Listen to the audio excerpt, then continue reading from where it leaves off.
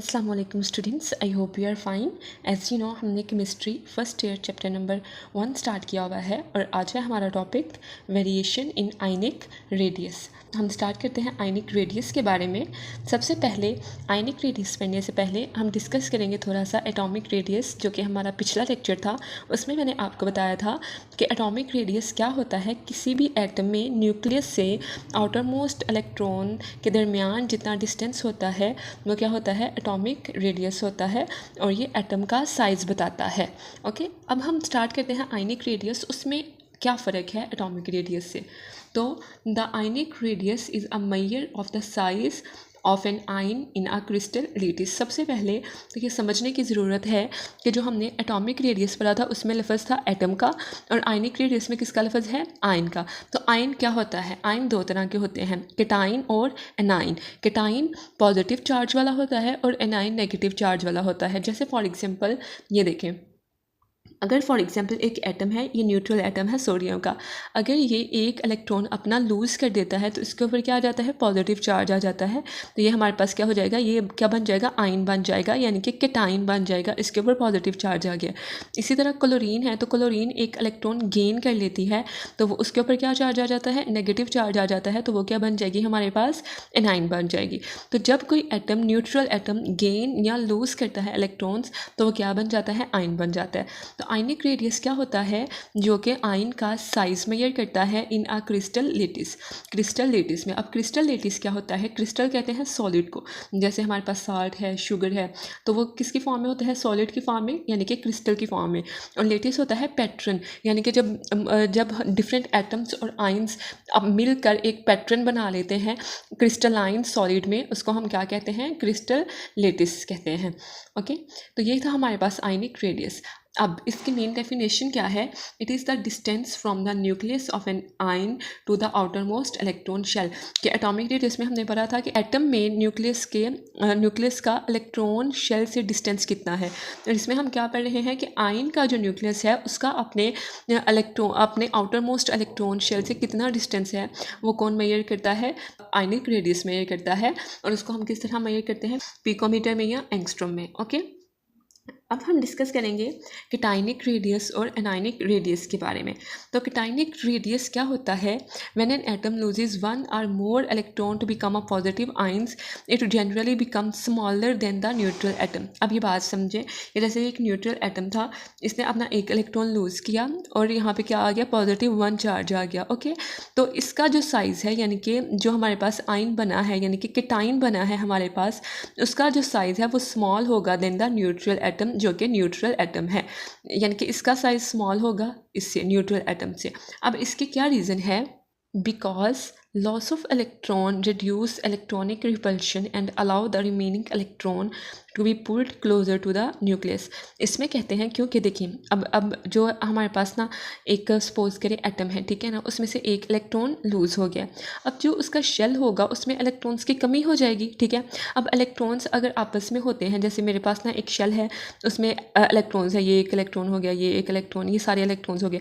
अब इलेक्ट्रॉन्स के ऊपर क्या चार्ज होता है, नेगेटिव, और आपको पता है कि नेगेटिव आपस में क्या करते हैं, रिपल्शन काज करते हैं। तो जितने ज़्यादा इलेक्ट्रॉन्स होंगे उतनी ज़्यादा क्या होगी, रिपल्शन होगी, और जो शेल है वो मतलब भरा होता जाएगा। ओके, अब है यहाँ पे क्या है कि इलेक्ट्रॉन लूज़ होंगे, यानी कि इलेक्ट्रॉन कम होते जाएंगे, तो हमारे पास क्या होगा, इट रिड्यूस इलेक्ट्रॉनिक रिपल्शन। तो इससे अगर इलेक्ट्रॉन मतलब कम होते जाएंगे तो इलेक्ट्रॉनिक रिपल्शन भी कम होगी, and allow the remaining electron, और जो बाकी इलेक्ट्रॉन बच जाएंगे, to be pulled closer to the nucleus, तो वो भी न्यूक्लियस के करीब आते जाएंगे। यानी कि जितने ज़्यादा इलेक्ट्रॉन कम होते जाएंगे, रिपल्शन भी कम होती जाएगी, और जो बाकी इलेक्ट्रॉन्स बच जाएंगे वो न्यूक्लियस के करीब आ जाएंगे। तो इस तरह हमारे पास क्या होगा कि इसका जो साइज़ है वो स्मॉल हो जाएगा इससे, न्यूट्रल एटम से। उसके बाद आ जाता है हमारे पास anionic radius. When an atom gains one or more electrons to become an anion, it generally become larger than the neutral atom. जैसे फॉर एग्जांपल ये देखिए, ये मेरे पास क्या है, क्लोरीन है, इसने एक इलेक्ट्रॉन क्या किया, गेन किया। जब इलेक्ट्रॉन लूज होता है तो उसको हम राइट साइड पे लिखते हैं, और जब इलेक्ट्रॉन गेन करना हो तो उसको हम इस साइड पे, लेफ्ट वाली साइड पे लिखते हैं, एरो की लेफ्ट साइड के ऊपर। तो यहाँ पे क्लोरीन है, तो क्या होगा हमारे पास कि जब ये एक, जैसे क्लोरीन है तो ये एक इलेक्ट्रॉन क्या करता है, गेन करता है। ओके, तो जब ये गेन करेगा तो इसके ऊपर क्या चार्ज आ जाएगा, -1 चार्ज आ जाएगा। ओके, तो ये इसका जो साइज़ है यानी कि जो एनाइन हमारे पास बना है उसका साइज़ बड़ा हो जाएगा न्यूट्रल एटम से। अब उसकी रीज़न क्या है, ओके अब इलेक्ट्रॉन्स का इजाफा हो रहा है, तो इलेक्ट्रॉन्स का इजाफा हो रहा है तो क्या होगी, रिपल्शन इंक्रीज़ होगी। रिपल्शन इंक्रीज़ होगी तो क्या होगा, the nuclear pull on electron decrease, कि जो न्यूक्लियर की अट्रैक्शन है इलेक्ट्रॉन्स के गिर्द वो कम होती जाएगी और इलेक्ट्रॉनिक क्लाउड भी क्या होगा, एक्सपेंड हो जाएगा यानी कि फैल जाएगा। तो इस तरह इसका जो साइज़ है वो बढ़ जाएगा एनायनिक रेडियस में। नेक्स्ट है हमारे पास trend in period and trend in group, कि किस तरह जब हम लेफ़्ट टू राइट जाते हैं या टॉप टू बॉटम आते हैं तो हमारे पास आयनिक रेडियस कम होता है या ज़्यादा होता है। अगर हम पीरियड्स में बात करें तो जब हम लेफ़्ट टू राइट मूव करते हैं तो आयनिक रेडियस जो होता है केटाइन का वो डिक्रीज़ करता है। क्यों डिक्रीज़ करता है, क्योंकि न्यूक्लियर चार्ज इंक्रीज़ करता है। अब न्यूक्लियर चार्ज क्या होता है कि हमारे पास number of protons in an atom, कि हमारे पास एटम में कितने प्रोटॉन्स हैं, और जो प्रोटॉन्स होते हैं वो हमें जो एटॉमिक नंबर होता है ना वो हमें बताता है कि प्रोटॉन नंबर्स के बारे में। जैसे फॉर एग्जांपल कि हमारे पास सोडियम है तो उसका एटॉमिक नंबर क्या है, 11 है, तो उसके नंबर ऑफ प्रोटॉन्स भी कितने होंगे, 11 होंगे। तो ये हमारे पास क्या है, न्यूक्लियर चार्ज। तो कहते हैं कि जैसे जैसे हम लेफ़्ट टू राइट मूव करते हैं तो हमारे पास न्यूक्लियर चार्ज इंक्रीज़ करता है यानी कि एटॉमिक नंबर इंक्रीज़ करता है, विच पुल इलेक्ट्रॉन क्लोजर, जो कि इलेक्ट्रॉन्स को क्या करता है, आपस में क्लोज लेके आता है। ओके, क्योंकि जब हम लेफ़्ट टू राइट मूव करते हैं ना तो शेल्स इंक्रीज़ नहीं करते, ठीक है ना, शेल इंक्रीज़ नहीं करते। तो शेल इंक्रीज़ नहीं करेंगे तो एक ही शेल में ज़्यादातर इलेक्ट्रॉन्स आएंगे, तो इलेक्ट्रॉन्स ज़्यादा आएंगे तो वो क्या होंगे, आपस में क्लोज होंगे, तो इस वजह से इनका साइज़ क्या होता है, डिक्रीज़ होता है।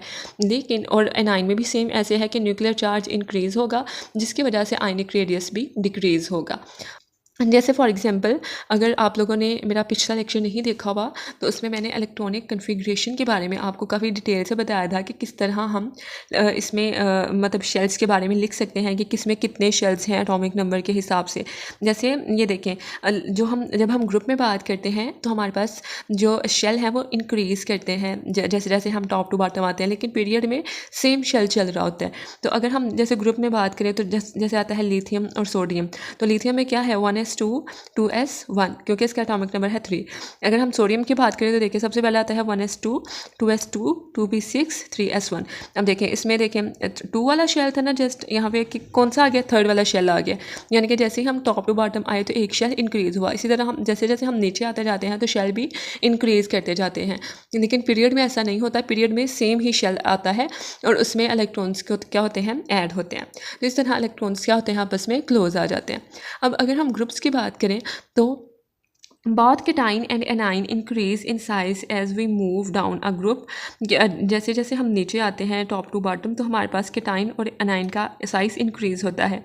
वो क्यों होता है, क्योंकि प्रिंसिपल क्वांटम नंबर इंक्रीज़ होता है यानी कि नंबर ऑफ़ शेल्स इंक्रीज़ होते हैं और जो आउटरमोस्ट इलेक्ट्रॉन्स का डिस्टेंस होता है न्यूक्लियस से वो बढ़ता जाता है।